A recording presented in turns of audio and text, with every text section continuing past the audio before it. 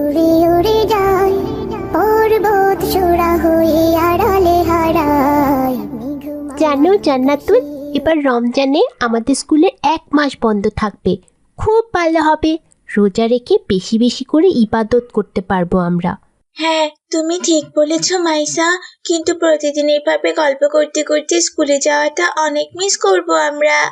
হ্যাঁ, আমারও এই সময়টাই তোমাদের কথা খুব মনে পড়বে। সমস্যা নেই, আমরা তো পাশাপাশি থাকি, আমাদের তো দেখা হবেই মাঝে মধ্যে, ইনশাল্লাহ। হ্যাঁ, সেটা ঠিক, তবে স্কুলের প্রতিটা দিন অন্যরকম কাটে সবার। সে সময় জান্নাতুল এক ভিক্ষুককে দেখে বলল, আসসালামু আলাইকুম দাদু, কেমন আছেন? ওয়ালাইকুম আসসালাম দাদুমণি, ভালো আছি। তুমি কেমন আছো দাদুমণি? আমিও ভালো আছি দাদু ভাই, এই নিন 20 টাকা রেখে দিন দাদু। আল্লাহ তোমার ভালা করুক দাদুমণি। এই বলে সে বৃদ্ধা দাদু সেখান থেকে চলে গেল। সে গভীর রাতে আচ্ছা জান্নাতুল, তুমি কি ওই ভিক্ষুককে চেনো? না তো, ওই দাদু ভাইয়ের সাথে তো আজকে প্রথম আমার দেখা হলো। তাহলে তুমি ওইনাকে দেখে এভাবে সালাম দিলে যে? মনে হলো যেন তোমাদের হাজার হাজার বছরের পরিচয় আছে। সালামের অর্থ হলো আপনার উপর শান্তি বর্ষিত হোক। সালাম তো সবাইকেই দেওয়া চায় মেলে, এতে হাসি তামসার কিচ্ছু নেই।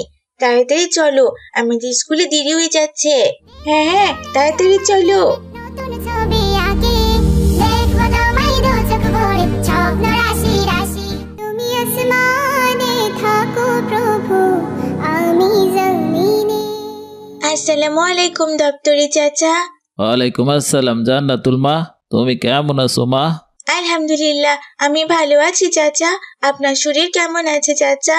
আলহামদুলিল্লাহ, আল্লাহ আমারে ভালো রাখছে মা। আচ্ছা চাচা, আপনি সাবধানে থাকবেন। স্কুল ছুটির পর আবার দেখা হবে ইনশাল্লাহ। ইনশাল্লাহ। মা, তুমি ক্লাসে যাও, মন দিয়া পড়ালেখা করো। আল্লাহ হাফেজ মা। তুমি নীল পরাজি ছোট্ট একটা মাইয়া, মাশাল্লাহ, স্কুলে ঢুকতেই আমারে সুন্দর কইরা সালাম দেয় আর খোঁজ খবর নেয়। মনটা একেবারে ভইরা যায় ওর কথা শুইনা। অথচ ও সারা স্কুলে আরো অনেকেই আছে, এমন কইরা সম্মান আমারে কেউ দেয় না, কেউ ঠিক মতো কথাও কয় না। আমি ছোট্ট একটা চাকরি করি বইলা মানুষ আমারে ঘৃণা করে। মাইয়াটা খুব ভালা, আল্লাহ ওর দীর্ঘ হায়াত দান করুক। বড়ই শান আমি বুঝি না জান্নাতুল, তুমি কেন একজন সাধারণ দপ্তরি চাচাকে রোজ রোজ সালাম দাও, আবার তার খোঁজ খবরও নাও। মিলি তিনি সামান্য দপ্তরি চাকরি করে বলে তুমি ওনাকে ছোট করে দেখছো? এটা কিন্তু মোটেও উচিত নয়। তিনি আমাদের থেকে একটু সালাম পেলে কত খুশি হন তুমি জানো? আর সালাম তো ছোট বড় সবাইকে দেওয়া যায়। মিলি ছাড়ো তো, জান্নাতুলের যেটা ভালো মনে হয় সে সেটাই করে। তুমি তো জানো, দেখলি না একটু আগেই তো সে এক বৃদ্ধ ভিক্ষুককে সালাম দিল। আমি তো শুধুমাত্র একটু জানতে চাইলাম আর কি। তোমার সাথে তর্ক করব না মিলি।